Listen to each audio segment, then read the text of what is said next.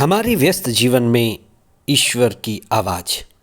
ईसा का नाम सब नामों में ऊंचा। इसका क्या अर्थ है? जन्मे हुओं में वे सबसे महान हैं। ईश्वर अनाम है, सभी नाम उसी के हैं। हम कैसे अपने अनुभव को प्रकट करें?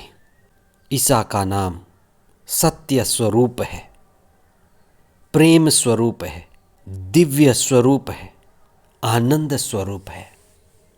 कहने का एक तरीका है, पुनर्जीवित ईसा ईश्वर जैसे ही हैं। पास्का के बाद का शुक्रवार 5 अप्रैल 2024। पहला पाठ प्रेरित चरित अध्याय 4 पद संख्याएं 1 से 12 और संत यूहन्ना का सुसमाचार अध्याय 21 पद संख्याएं 1 से 14 तक।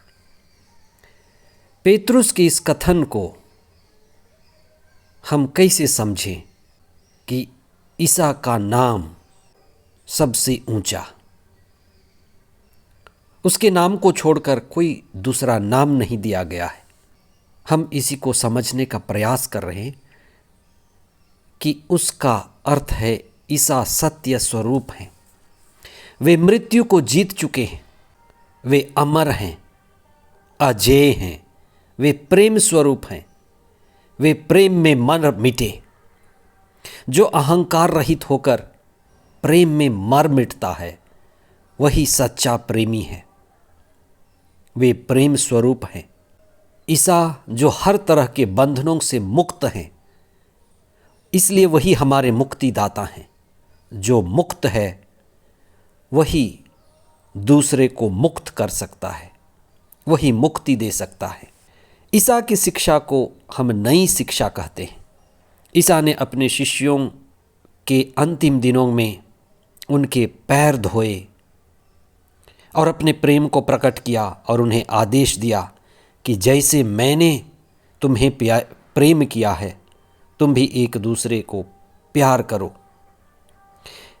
इस शिक्षा को नई शिक्षा कहा गया।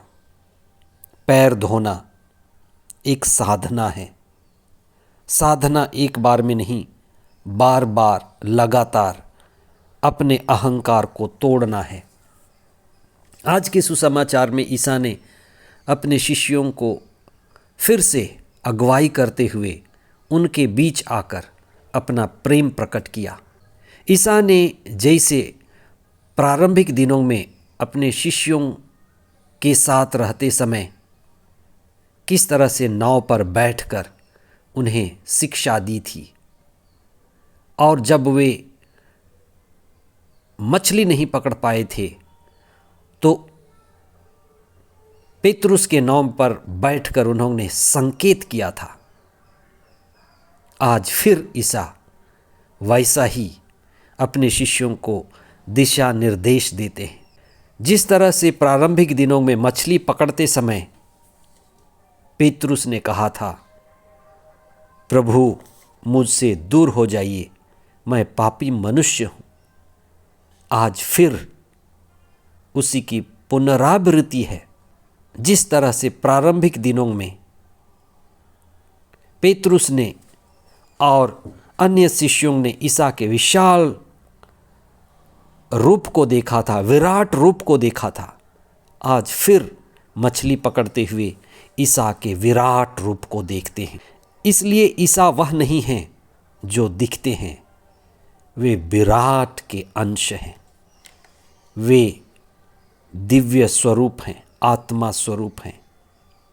जब भी हम प्रभु के पीछे चलते हैं, हम अपने जीवन को समर्पित करते हैं। हम उनके विराट रूप को देखकर उनके असली रूप का एहसास करते हैं। आइए हम प्रार्थना करें कि जिस तरह से पेतरुस ने और चेलों ने ईसा के असली रूप को देखा, पहचाना और स्वयं को विनम्र बनाया, अपने अहंकार को निकाला, उसी तरह से हम प्रभु केंद्रित जीवन बिताएं। आत्मा स्वरूप, चेतना स्वरूप हम अपने अंदर अपनी पहचान पाएं कि हम आत्मा हैं, और सब नामों में वह नाम जो सत्य स्वरूप है, चेतना स्वरूप है, आनंद स्वरूप है। हम उसी के प्रतिरूप हैं। इसलिए हमें अपनी पहचान मिले, खुद की पहचान मिले, हमें दिव्यता का अनुभव हो, और यही हमारे पुनरुत्थान का अनुभव है। हम प्रार्थना करें कि हम आध्यात्म में बढ़ते जाएं, संसार में, शरीर की इच्छाओं में, अहंकार के बंधन से मुक्त होते जाएं। आमीन।